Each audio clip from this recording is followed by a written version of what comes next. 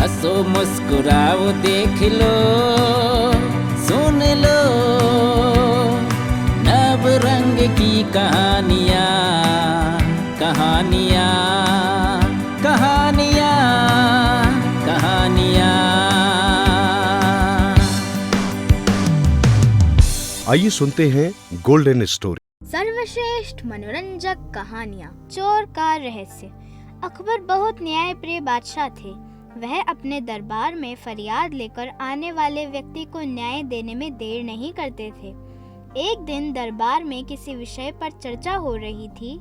तभी एक दरबारी लुटा पिटा सा दरबार में आया और जोर जोर से चिल्लाने लगा, जहांपना मैं बर्बाद हो गया, मैं तो लुट गया, मेरा सारा सामान सब कुछ चला गया, कृपया मेरी सहायता करें। दरबारी को चीखता चिल्लाता देख बादशाह अकबर अचानक चौंक गए। उनकी समझ में नहीं आ रहा था कि वह दरबारी कहना क्या चाहता है।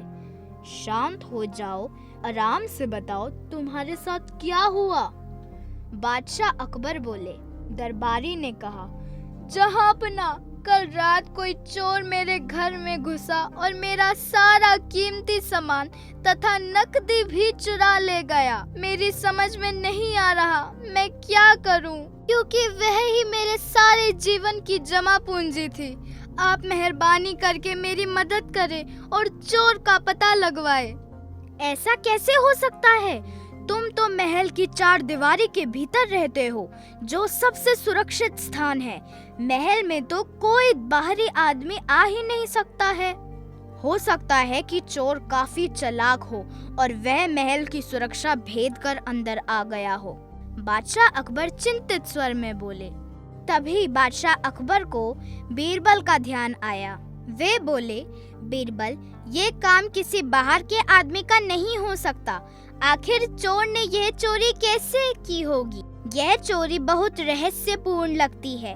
मैं चाहता हूँ कि तुम इस रहस्य का पर्दाफाश करो। बीरबल बादशाह अकबर की बात से पूरी तरह सहमत था। वह भी सच कह रहे थे कि चोर उनके बीच में ही है, वह कहीं बाहर से नहीं आया है। बीरबल ने बादशाह अकबर से कहा कि सभी दरबारियों को कुछ समय के लिए रुकने का आदेश दिया जाए।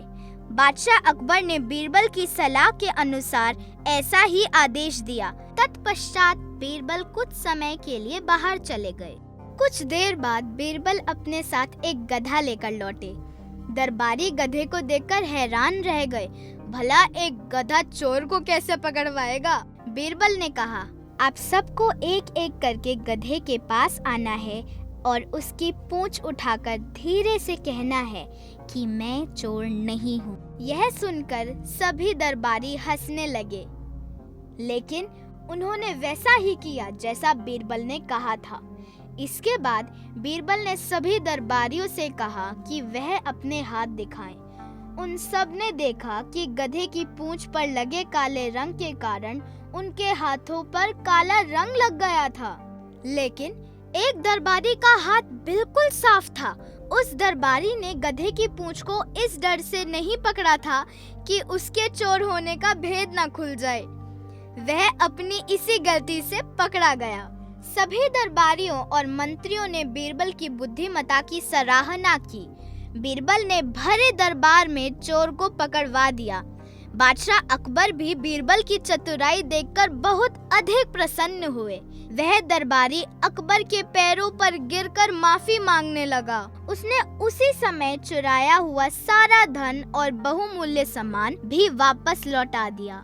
इस कहानी से हमें यह शिक्षा मिलती है कि चोरी कितनी भी अधिक और चतुराई से हो, बुद्धिमत्ता उसे जरूर पकड़वा देती है।